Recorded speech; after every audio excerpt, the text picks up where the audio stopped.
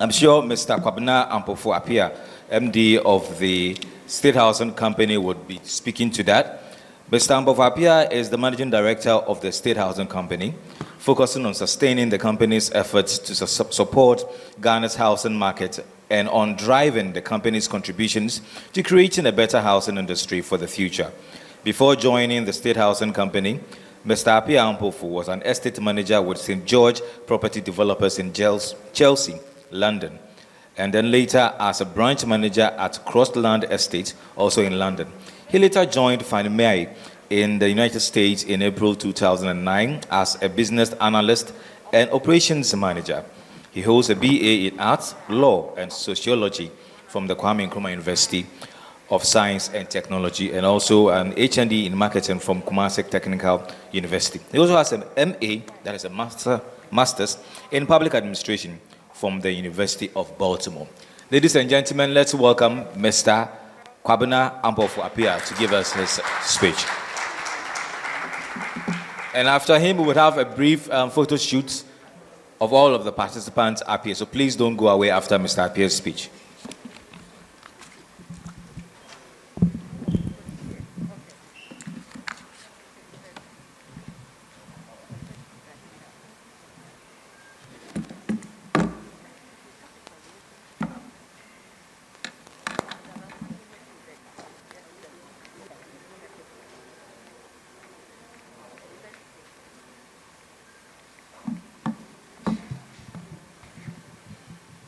Thank you very much, Gripper. Thank you, Vicky, for this invitation, specifically. So, I think I have the most simple topic to discuss, and that is talking about the company that I manage. What is the role of State Housing Company in bridging the housing deficit in Ghana? So, State Housing Company was set up to provide social housing for Ghanaians. And by Ghanaians, it means that anybody who is a Ghana resident or a citizen of Ghana. There is that misconception that state housing is just for government workers. So that is the first thing that I want to correct. It's for everybody who is Ghanaian or resident in Ghana. Along the years, state housing, the management of state housing has changed a bit. State housing used to be a fully government-funded, assisted company until about 1995, thereabout, where it became a limited liability company.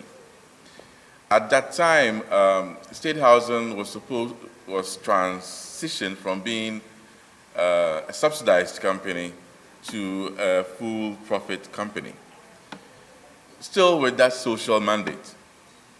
I know I always get that question as to how can you be a full profit company and also provide social housing? This state housing does by not competing basically with the private sector.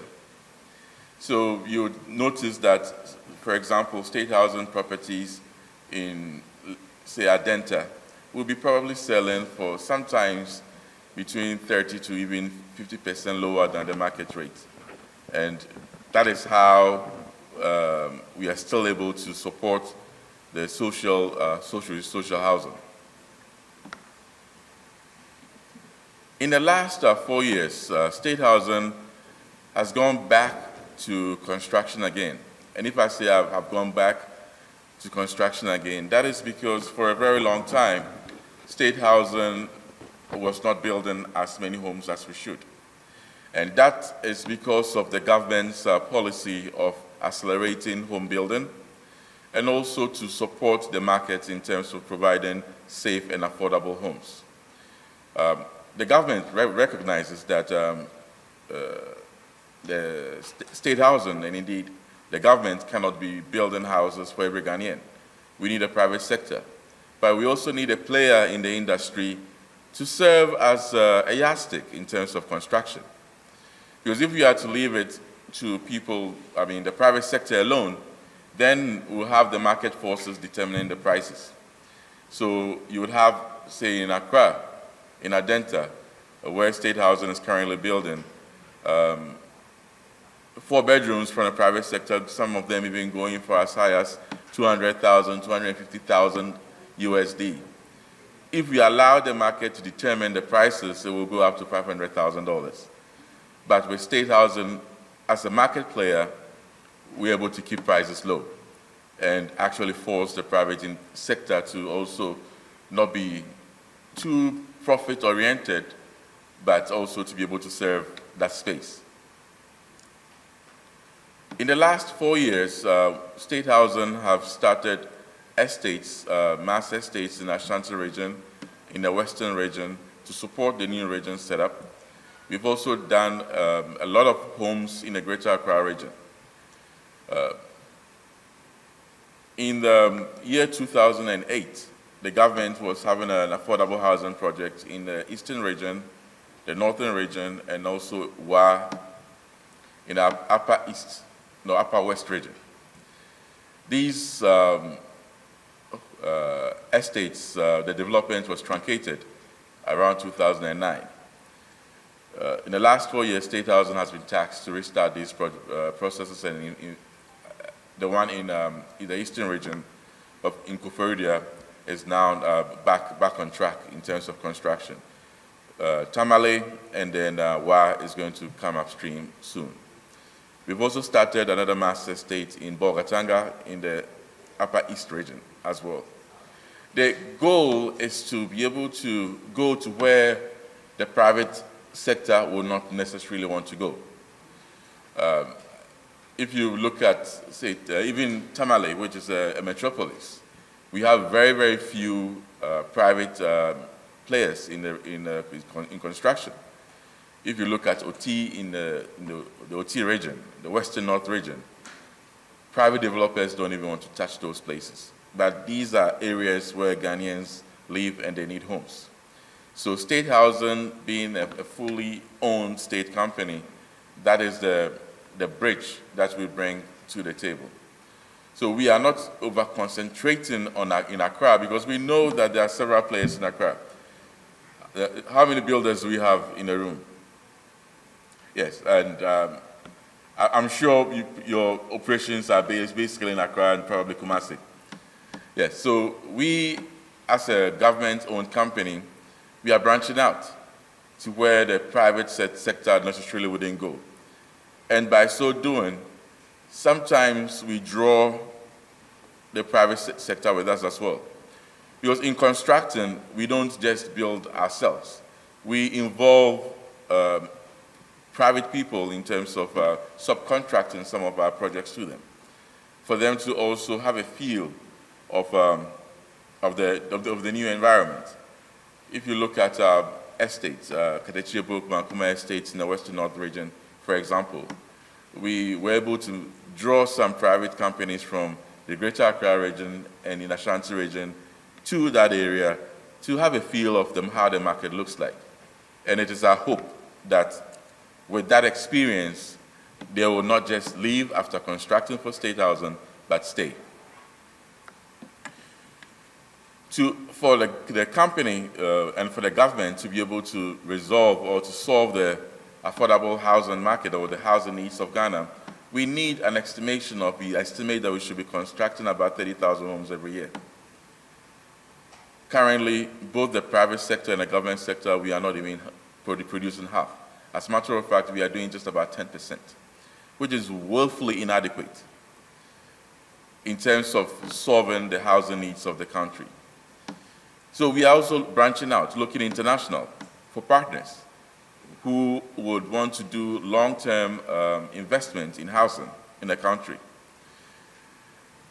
And so by bringing in that expertise, we are hoping that together with the private sector in Ghana and the state players, if I say state players now, I'm talking about TDC, which is a Tema Development Company, and State Housing, to be able to shore up the housing stock in the country. I see several homes, especially around this area, Movenpick, that have no owners. I speak to a lot of developers who complain that, well, I have apartments in Ridge, Airport, Cantonments, Labone, nobody's buying. And my response to them is that State Housing has no housing stock available for you if you want to buy from us. So rather than keeping your money in Labone that's going to sit there for 5 years, why don't you do what we do? Because we are building in Adenta, we are building in Amerihia, and these are areas that people can actually afford. And I'd rather have a quick return on my investments by investing in those areas rather than to put my money in cantonments and be stuck for the next 5 years and nobody buying. To me, it just makes business sense. So builders and developers in this room, that's something that you should be looking at. It is not just prime areas that can sell. And as a matter of fact, I think it's a bit saturated. Let's branch out. Let's go to the regions. Let's go to the peripheries. Let's go to Nsawam and those other areas, because that is where the housing deficit is. That is, that basically, if you build, State Housing developments in Adenta, we are able to sell off plan even before we even dig the ground to start a foundation. And it should tell you that that is where the demand is for the middle to low income houses. And at State Housing, we want to partner with the private sector to be able to deliver homes as quickly as possible that Ghanaians can actually have benefits of. For the majority of people in this room whose business it is to sell homes, State Housing is also interested in that field. As I saw a beautiful presentation of the MLS earlier on today, and I hope everybody is on it. But what State Housing does is, and this is something that we've not done in the past, is actually to give incentives for realtors who want to sell our homes. We pay a very generous commission to sell State Housing homes. So that is something that if you're a realtor or if your business is to sell homes, get in touch with us. We would want you to help us to sell our homes. And I intentionally, when they were doing the presentation, I asked them to show me Tamale. And I saw one house for sale in Tamale. State Housing has several homes available on the market in Tamale. So if you are that realtor who is in Tamale and you are not selling State Housing homes, you are short-changing yourself in terms of the bandwidth that you can actually go. We have homes for sale in almost all the regions of this country. In Accra, yes, we have a lot of construction going on, but we have none available. And that is simply because the demand far exceeds the supply. So we need more homes to be built in the Greater Accra region, not necessarily within the prime areas where we expect homes to sell for $1 million and change. Lastly, and then in terms of partnership with the company, if you are here and you are a builder and you want to be a vendor, a subcontractor, not just in terms of building from foundation up, but you're an electrician, you have electrical company, plumbing, etc. These are skill sets that we also need. Because what we try to do as a government-owned company is to, first of all, look within Ghana to see if we'll be able to get what we need. If we don't, then we branch out. And if you go to our site now, and I had a visit with our sector minister some time ago, and he asked a question that it looks like most of your staff is French-speaking. And that's a reality, because a lot of them come from Togo and Benin as well to work on our construction sites. But as realtors, I'm sure you have recommendations of people who come to you every day. We need that skill set as a company. So if you have those kind of recommendations, please let us know. And then we will work with them. I'm here with not just my marketing team, but with my construction operations team, for any questions that you have for the company. We'll be able to help in that way. I already see a hand up. I don't know how you want to go about it.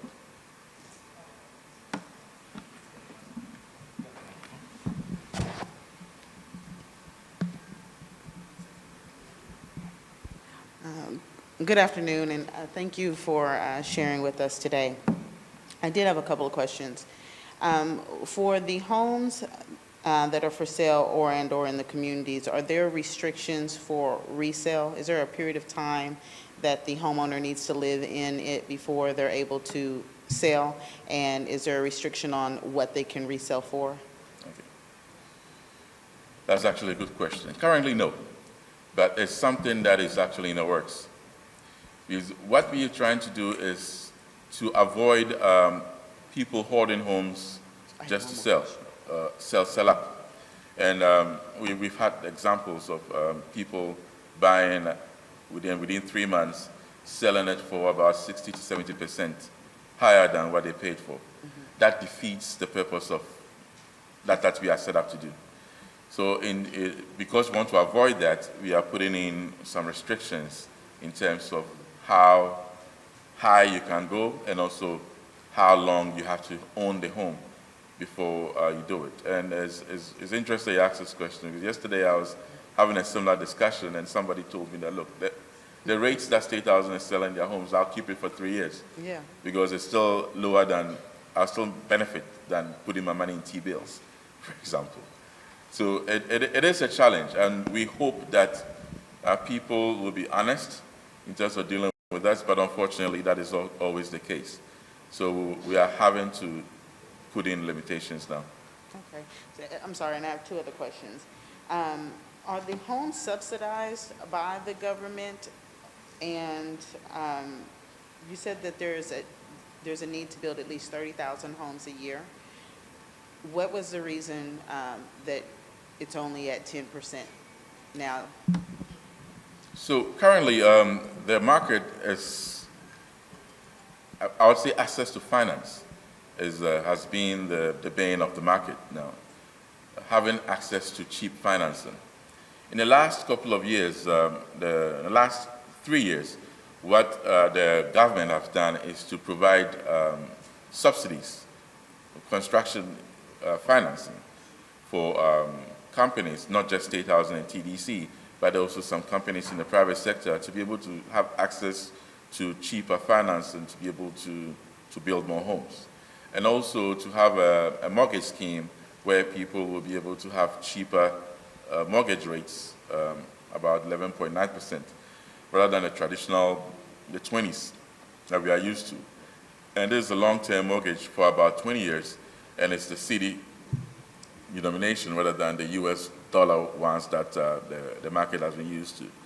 So it is the hope that with these interventions would encourage more people to build, and also it would encourage more people to be able to afford more homes and buy the homes that the builders are building. So that can be classified as a subsidy, but it's more of an incentive project that's coming in. Going into the future is even getting better, in the sense that currently the government has committed to absorbing the cost of infrastructure for some of our land banks that we are building affordable housing in. And with the government absorbing the cost of infrastructure, that is a form of a subsidy. So people who want to partner with State Housing or the government could be given land for no cost. Infrastructure is absorbed by the government. What then it is expected is that you build at a certain price point, and then we sell at a certain price point to be able to achieve that affordability bracket that we are looking at.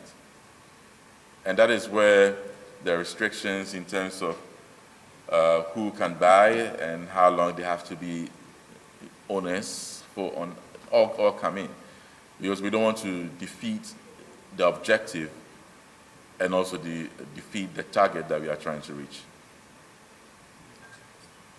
Thank you very much. My name is Samuel. I'm the estate manager for Dambai College of Education, Oti region. So I think my talent and skills have been wasted there for some time. So I'll be glad if you could come quickly to Oti region so that we can partner and do something. Thank you. Yeah, we actually have a project coming up in Dambai, so it's something that I believe is exciting. All right, so final question here. What does it take a member of this association to register as an agent for your company? So we have an online form that you fill up, and also just walking into the company. We want people of good standing. So there's a criteria that you have to go through, and I don't have the entire list, but I have my team here who would be able to walk anybody who wants to sign up today. But basically, you should have been paying your taxes, and you should be somebody who we can verify your company. And because what is happening is that people are paying you hundreds of Ghana cedis to buy homes for us. That's what happens, and we don't want the situation where people just take it and run off with it.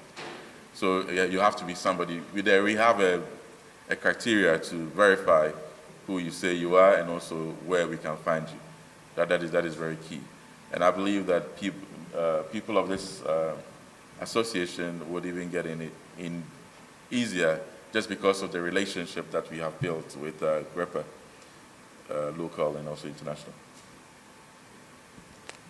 Is that it?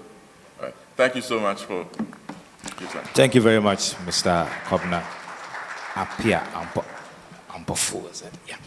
Our next person is Paulo Cruz, who will be talking to us on master plan development, industrial parks, and affordable housing, which dovetails into what the CEO of the State Housing Company just discussed with us a while ago. Paulo Cruz has joined Land Afrique Real Estate and Infrastructure as its Africa CEO to lead the strategy and a respective rollout in sub-Saharan Africa. He most recently led the Washington, D.C.-based Black Ivy's real estate endeavors in Ghana and has been with another U.S.-based NAI Global Sub-Saharan Africa office as their CEO. And before leading that office, he developed and managed BP's real estate assets in Angola, including commercial, industrial, and residential facilities. He holds a Bachelor of Science degree in Construction and Real Estate Management from Delft University of Technology and a postdoctorate from the Lisbon School of Economics and Management in Real Estate Management and Valuation. He's also a member of the Royal Institute of Chartered Surveyors. Mr. Cruz, please, we are ready for you.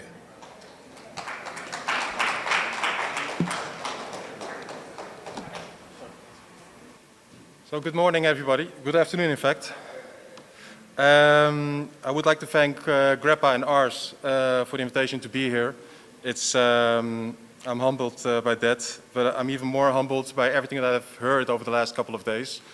We had earlier today here some marvelous women who've been talking about their insights in terms of real estate. And just before us, the State Housing Company on social and affordable housing. And I think we all learned a lot over the last couple of days. From our perspective, we are a master plan developer. Land Afrique is the company name, and we've been in this game for over 45 years, so almost 5 decades. And our journey started in the late 1960s with someone who said, "I have a dream." I think we all know who said that, right? Any hints? Wrong. It was the late Chief Adeyemi Lawson in Nigeria, sitting on his couch in Lagos and said, "I'm going to build a satellite city outside of Lagos." That was his vision, his dream. I suppose we have some slides to be on, and I had in bold, "I have a dream," but it's not coming up.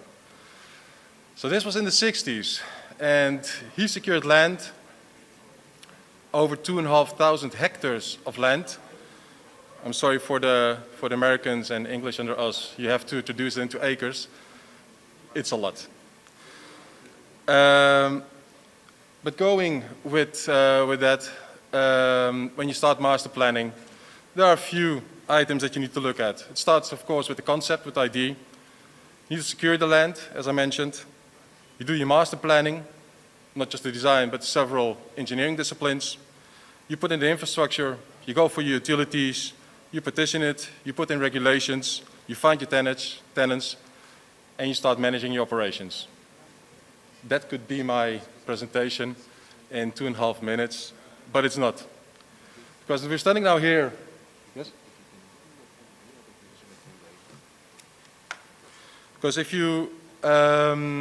because 45 years later, we're still here with the same master plan. Well, reality is it started off with 2,500 hectares of land. Long story short, we only have 454 hectares of land. So I'm trying to show you that my presentation is not about how it all is going to be blue skies, but about all the challenges that we have. At the time, Nigeria had a military regime.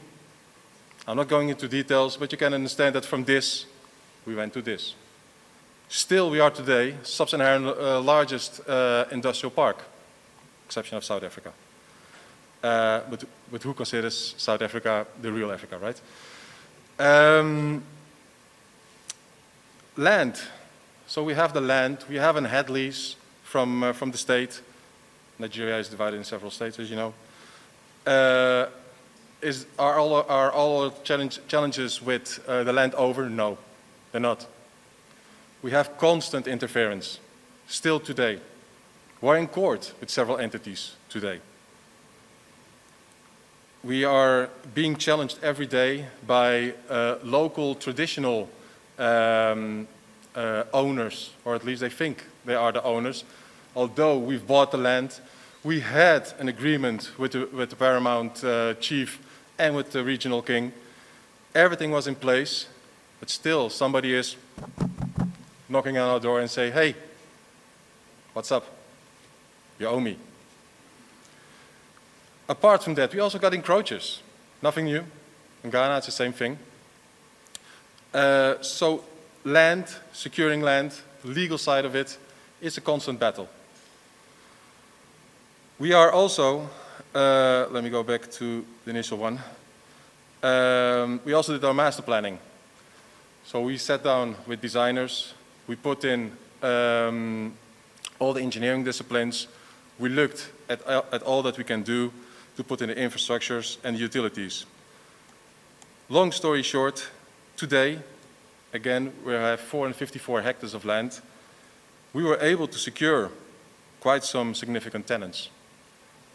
Half, just to give you an example, probably half of the products that you find here in the supermarkets on the shelves are coming from our industrial park.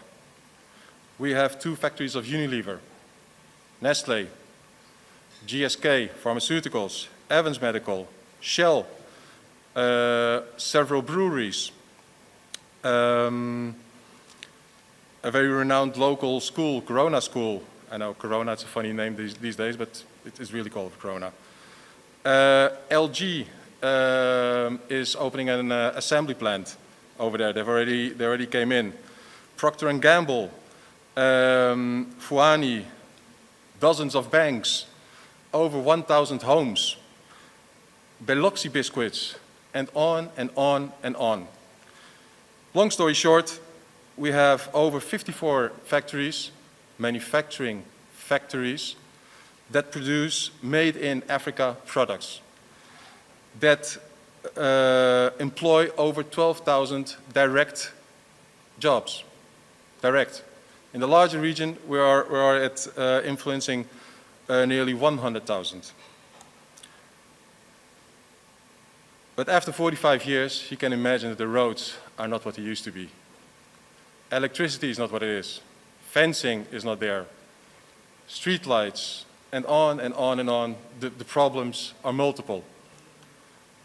So we are today make use of COVID, and we repositioned ourselves. We had a new strategy on how to look forward to the next 45 years. First of all, we looked at this through a prisma of ESG, environmental, social, and governance. It's not only about us, it's not only about our tenants and the ones who live there, but also for the communities, the people who work there. So we also need to look at inclusive growth. One of the major headaches is, of course, our infrastructure, the utilities, even operations need to be upgraded.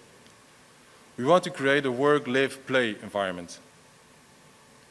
All with all, we're looking at a vision that we call the 2.0.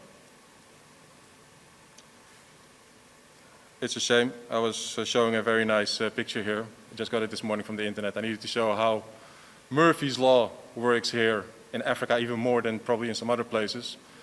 Just to give you an idea, the picture was of the construction of a bridge. They started on each end of the shore, and when they came together, it did this. We all know that here in Africa, everything is challenging. Whatever you do, you need to look twice, triple, and sometimes even more times at it. It goes for everything. It goes for your energy. It goes for your water. Everything needs to be redundant. Everything needs to have backups. So in that perspective, I'm going through my slides. Huh? It's within the ARS file, ARS 2021. So power is a major issue. I think everyone experiences power as one of the major problems in Nigeria, in Ghana, West Africa, in Africa in general. Looking at that, we are also having those challenges. We have, as I mentioned, several industries there. The industries, they are even sometimes more affected than the individuals at home with power. A company is putting in raw material into its production. Halfway through production, there's a power outage or a power fluctuation, which you also have sometimes. You can imagine what happens. The first 4 hours of the day that the company has put into putting that piece into operation, it cuts halfway their production. All your raw material is wasted. The man hours are wasted. Equipment can be damaged. So power is a major issue. We also have, of course, the homes that are affected by it and all others. So what did we decide as a company?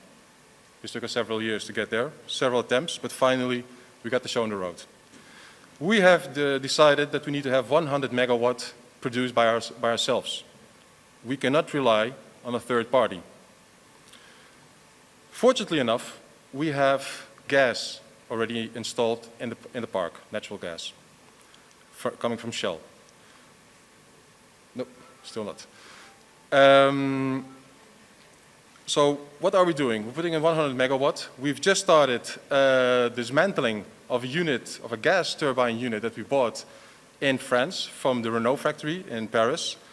I was there myself in August to witness the start of the works. It's a 42 megawatt together with a heat recovery system. It produces steam, it produces electricity.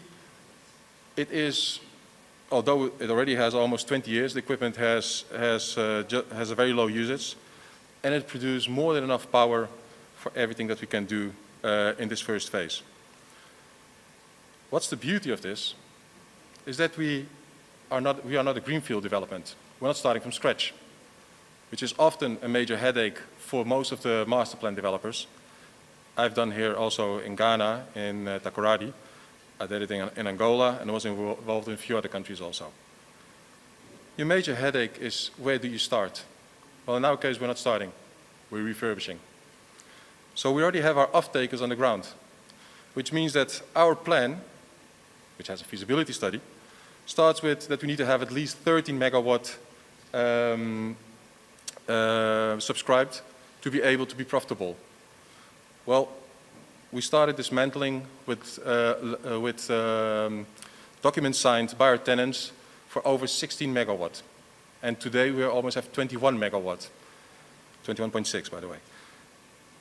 So our project is already feasible. We're not starting from scratch. Together with this, we also we're also looking at this from an ESG perspective. So how do we further tackle the power and the energy issue? We have lots of land, lots of roofs from all the warehouses. So we're also putting in solar. We're also putting in waste to energy, because as you can imagine, 454 hectares produces a lot of waste. So that industrial sewage treatment plant is also going to be refurbished. And together in that refurbishment, we're putting in some new technologies to transform sludge into energy, to reutilize the methane gas to produce energy, but also to sell methane gas to the surrounding communities at a decent price, but still making a profit. And providing cooking gas for the communities. That's how we embrace power. We all know that the utilities are major headaches.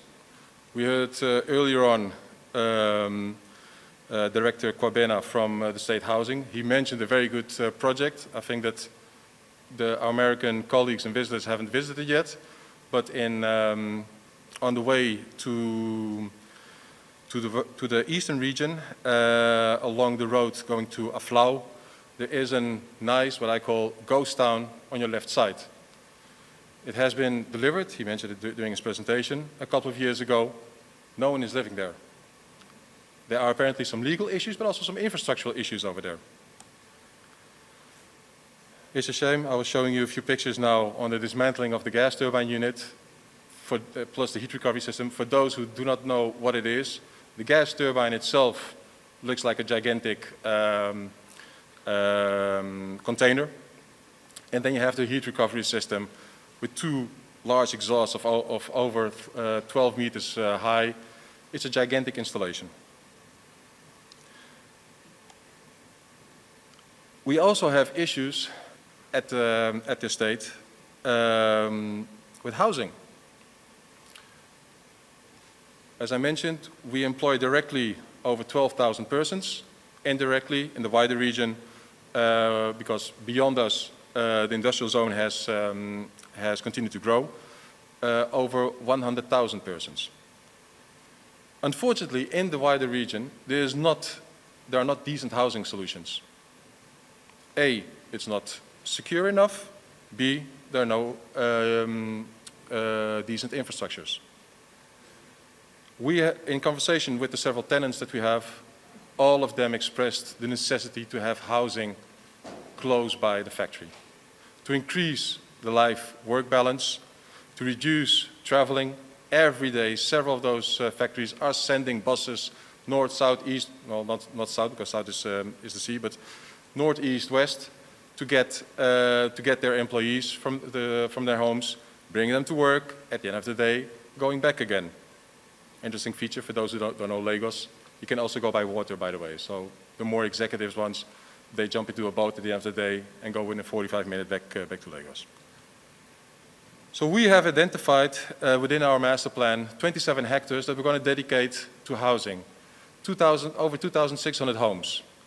We've started the project. We already have several companies already taking off several units, and individuals are interested in buying. Again, this is not a greenfield. It starts as a greenfield, but because of the whole context, it is a brownfield. The clients are already on the ground. They are within our community, our industrial community. But despite that, we have three main channels that we're looking for sales. A, we look at our industrial tenants and people who live within Agbara. It's called Agbara, by the way. Two, and you would have seen it on the slides, I'm repeating myself. Two, we are looking at the informal market to the entrepreneurs in the local markets who some of them are making huge profits and do not know what to do with all of that surplus of money. And three, we're looking at diaspora.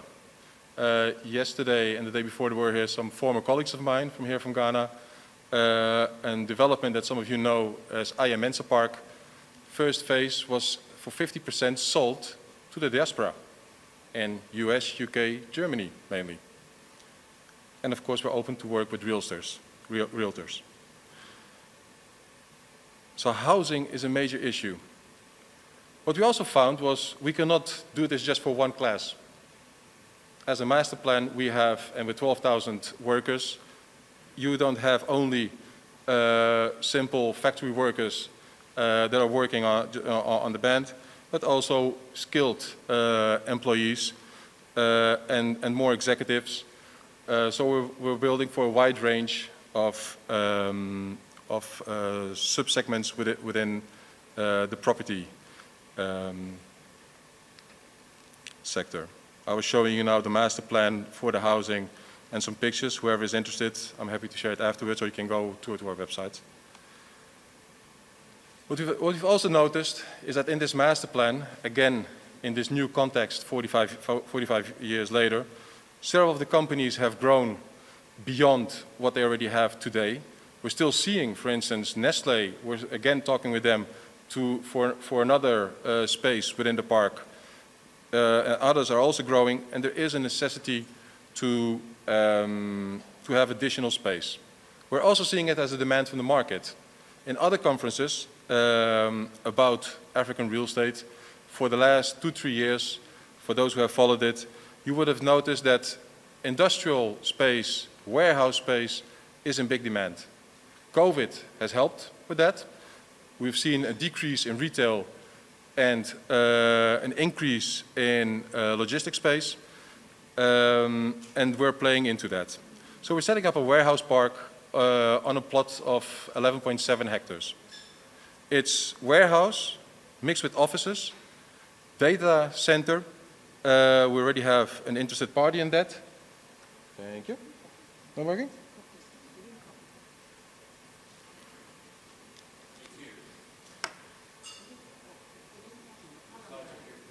The slides are there? Ah, good. So please don't look at me. I can go back. Let's go back. I'm going very quickly back, okay? Not to everything. Sorry? No, I'm just going quickly. So this is the picture of the bridge. It is ridiculous, I know, but it is hard reality. I saw this, not exactly like this, but I saw it on the ground in Angola. They started, it was onshore, they started the roads, but one was higher than the other when they came together. Almost a meter difference. It's easy to solve this one, I think, but still. So this is how that gigantic power generation unit looks like. Together with this, we also have a few other challenges. It's mainly gas driven. So as I mentioned, we already have Shell gas there, but there continue to be challenges. We have gas, but not with enough pressure. So we need to build our own storage tanks to ensure pressure. But we're also talking with Shell at the same time to bring in an additional gas pipeline from another source, from the West African pipeline, which also passes here until Ghana. So that we have gas coming from onshore and offshore. It's a unique solution where you have redundancy of gas coming to the same location. Unique worldwide. I spoke about the gas. I spoke about we got the heat recovery, as I showed you earlier, those gigantic chimneys. It is a super efficient system. It's not just using the gas. As I mentioned, we're already dismantling it, and we hope that by next month we will start shipping it here to Africa. We're also putting in solar, as I showed you. This is the 454 hectares in the orange color, and then the smaller piece is where the master plan is for the 27 hectares of housing of over 200-600 homes. And as you can see, there's lots of green. It is a very pleasant place to live. We combine schools in it, leisure areas, sporting facilities, sporting facilities with Olympic-size swimming pool, with official standard running tracks. We're looking at a next level development. These are the 3D renders. It's not only the state housing that has nice 3Ds, we also have them. And as I mentioned, the warehousing. With the warehousing, we're building A-grade warehousing. We also find that people are not just looking for a space, they're looking for a quality space. They're also looking for several industries, mainly food, but also medical, for cold storage, which we're also providing in it. So 45 years later, a lot has changed in terms of telecom. The older ones among us still know how the old landline worked with trrr, trrr. And that has changed since 45 years. Today, the latest technology is fiber. So how are we creative in bringing up a 2.0 version of a master plan development without spending too much money? Because you can imagine that this goes into the hundreds of millions doing such a refurbishment. So sometimes there's an expression in where I come from that sometimes you need to make the eggs sometimes you need to make the omelet without the eggs. That's what we're doing here. We put out a tender, and it's not official, but most likely MTN will win this tender. We're hoping to sign it next week. They are paying us to come in. Because fortunately enough, what I didn't show you in the earlier slides, I'm going back again, we are on a strategic location between two deep sea port locations, Lagos and Badagry, whereas Badagry is projected to be West Africa's largest deep sea port location. It is a natural growth to the west to go through our place to get to Badagry. So we are strategically there. So the entities who are putting in the fiber, we've convinced them that our tender, the RFP, you need to pay us right of way, and we want a percentage on whatever you're invoicing to our clients. And we're getting it. So we're able to put in a very necessary infrastructure without spending money on it. It's not all about investment. Sometimes it's about creative thinking. Roads.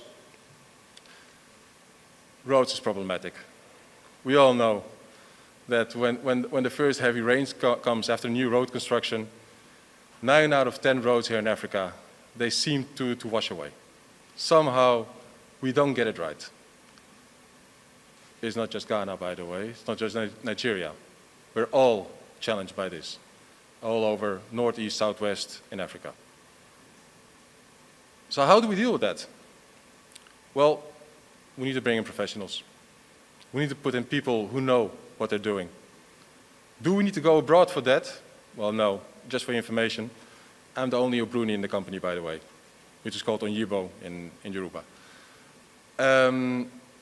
We're all doing everything with local staff, with local vendors, with local people.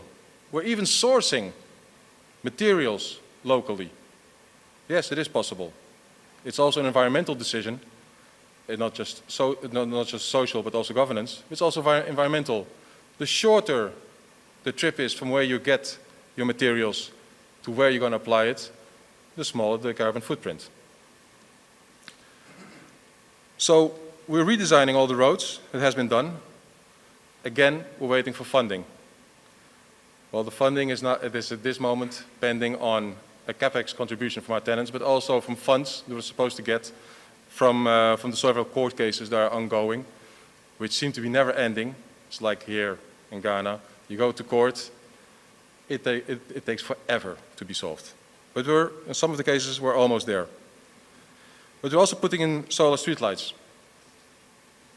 Fortunately enough, we're able to find an entity who was willing to invest with us on the streetlights. They are investing for the poles, for the lights, and we pay per month back to this entity. So there are creative solutions. We're also talking now with another entity to have our own PPP, where we consider ourselves the public side of it, for the roads. Instead of paying everything at once, we can pay it back in tranches from the service charges back to the entities. Is this the normal way to go? No, it's not, but we're also not at the same time as we were 45 years ago, and we need to be creative. As I mentioned earlier, a lot of companies, a lot of factories, over 1,000 homes, in the future over almost nearly 4,000 homes, we're creating a lot of waste. So we have a gigantic sewage treatment plant that also needs to be refurbished after several decades. And we're going to reutilize gas and sludge to also produce other forms of energy, as I mentioned. How do we deal with people that we don't want to come into the industrial park? Well, we have issues nowadays with perimeter, with the access, and as I mentioned also with encroachments. So first of all, we need to close our perimeter. It sounds ridiculous, but just imagine how much it would cost to fence 454 hectares of land. Any idea? Let me relate this back to something else. We're also looking to the Ghanaian market, and we're looking at the affordable housing projects. Some of you have already heard it. Everyone has been approached, not just within Ghana, but also abroad. Hey, 50,000 homes. The government wants you to build this. Has anyone thought about how much it costs to build 50,000 homes? How long it's going to take to build 50,000 homes? How much is only the infrastructure before you build the homes? How much is the fence for those 50,000 homes? We're dealing with the same problems. Yeah? So it has to be bit by bit. We also want to secure the entire place. And to get a grip on the operational side of things, we have set up our own security company who is expanding much faster than we are. They're doing a good job. And we have buy-in from several of our tenants and the surrounding communities with that, because you have to work with the communities. For the good or for the bad, sometimes they are a headache, sometimes they are the solution. It's not just paying off the crop compensation when you buy the land from them, yeah, because that's also how it works here in Ghana. You buy legally from the owner, and you need to buy off traditionally from the farmers who are on the land. But still after that, someone wants something from you. So there's a constant collaboration. It's not just about corporate social responsibility, it goes beyond that. And that going beyond that, I mentioned earlier on the fiber, we have in our RFP that our partners need to be responsible also for our communities. So part of the revenues needs to go back to the communities. That's a new one, eh? At least we think it is. Be creative. Don't stop and do things as we've done it until now. We're humans. We have been evolving for over the last 30,000 years. So why stop now? Continue. Retail. So we started off 1.5 years ago, in the beginning of COVID, with, hey, we need to put in retail. People need to know where to buy. We have such a nice master plan, so where are we going to put in retail? There was a very small section where there were a few banks and a small supermarket and restaurant, but we want to do something decent.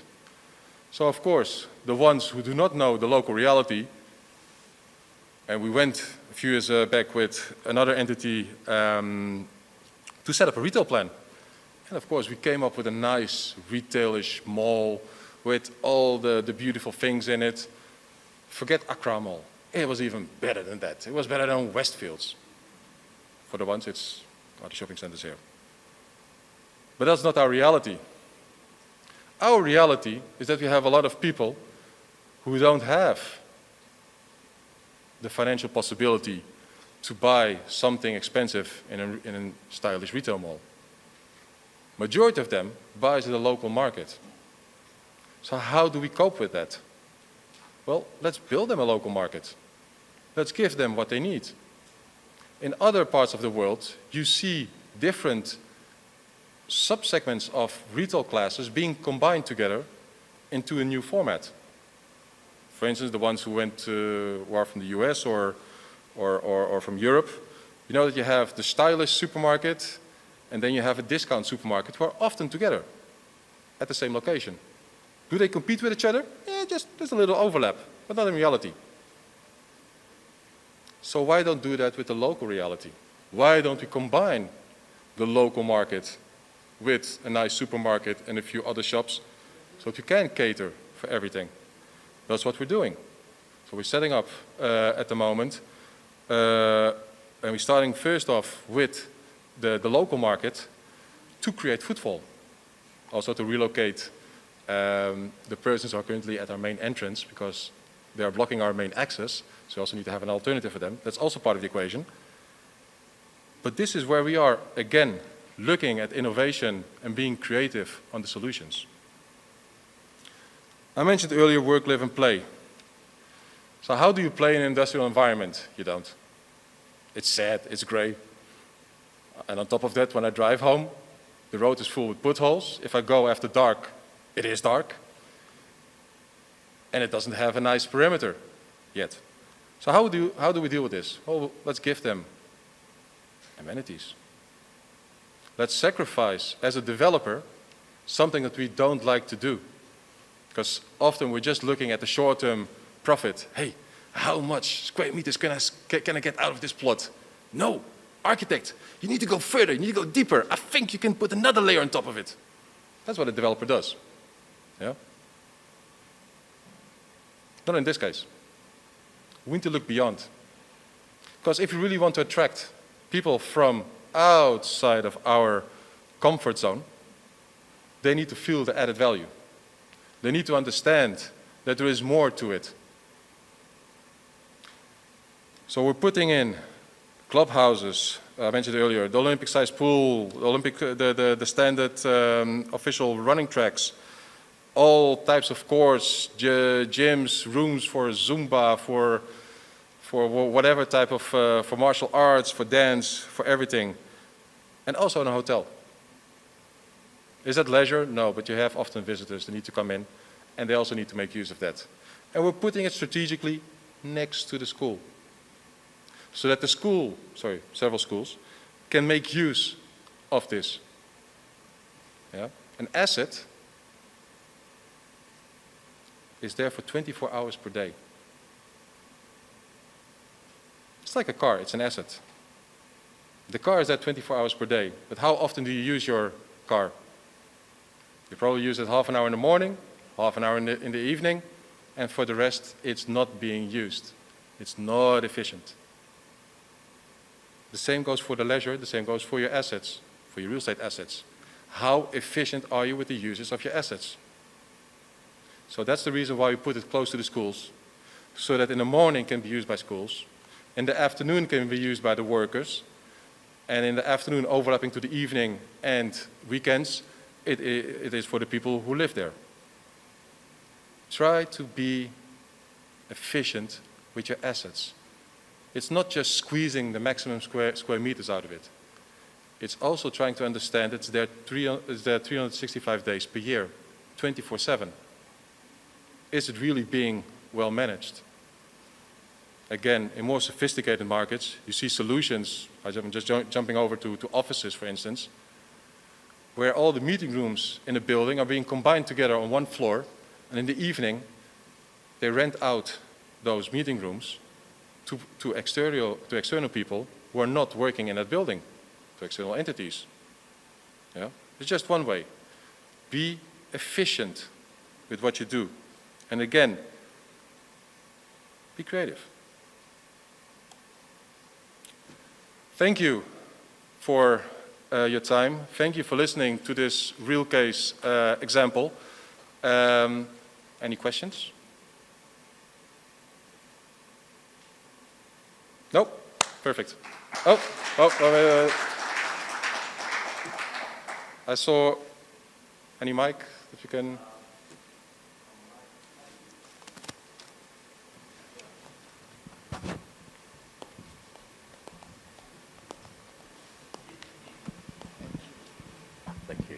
Hi, Pablo. By the way, one of the previous speakers left something here. Yes. Yes, Pablo. Might have walked in late on it, but on the Agbara estate, I was just wondering what anchor you were using for all the professionals, apart from all the amenities, their proximity to the rest of the world or central business district. I'm asking because of the example you gave, which is the OAS project here in Ghana, the homes by Saglemi.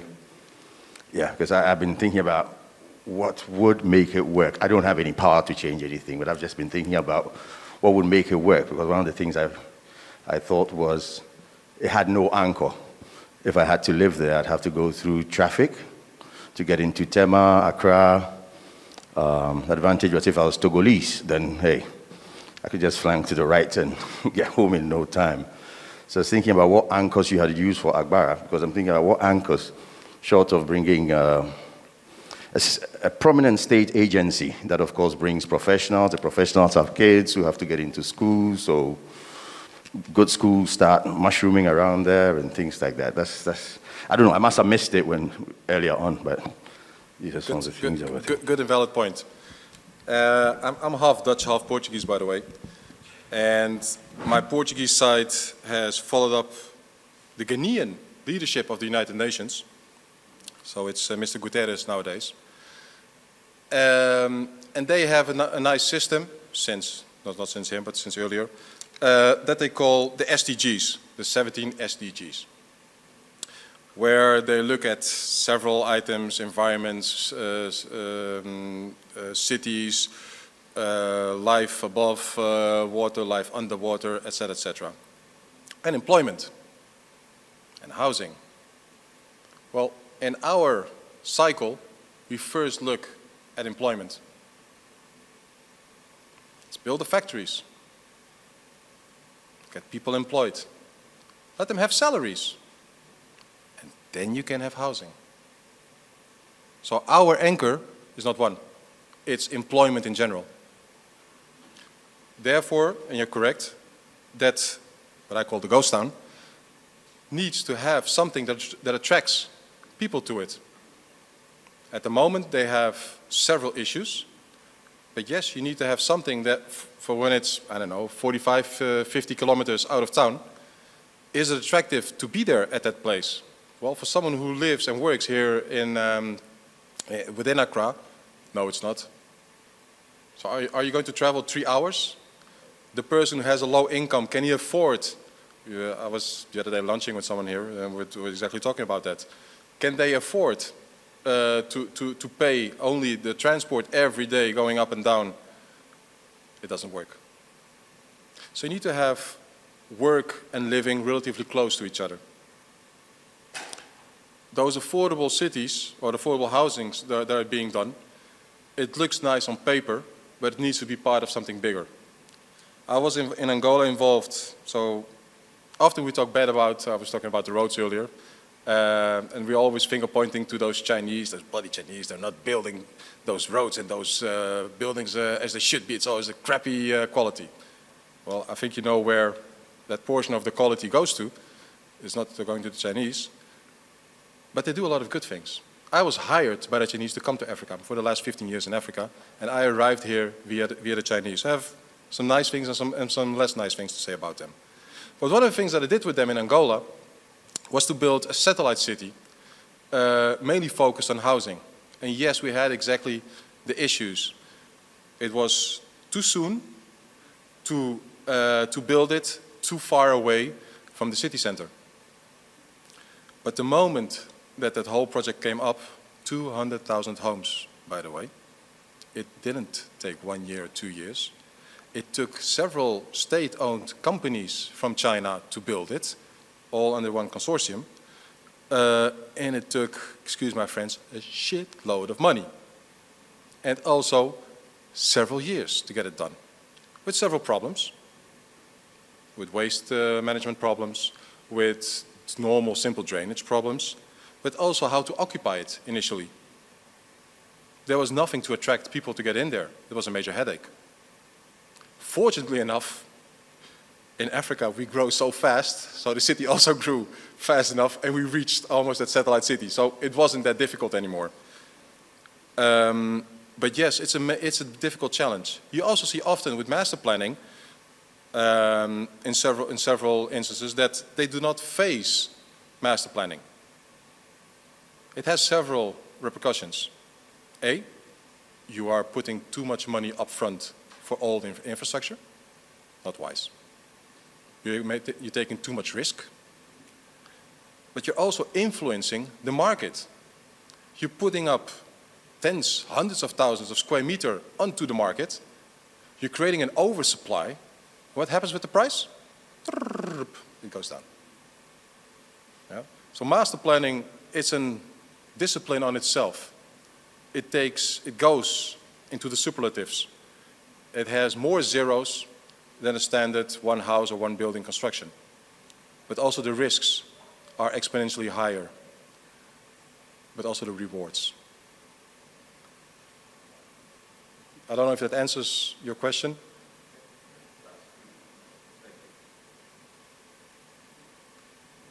Thank you.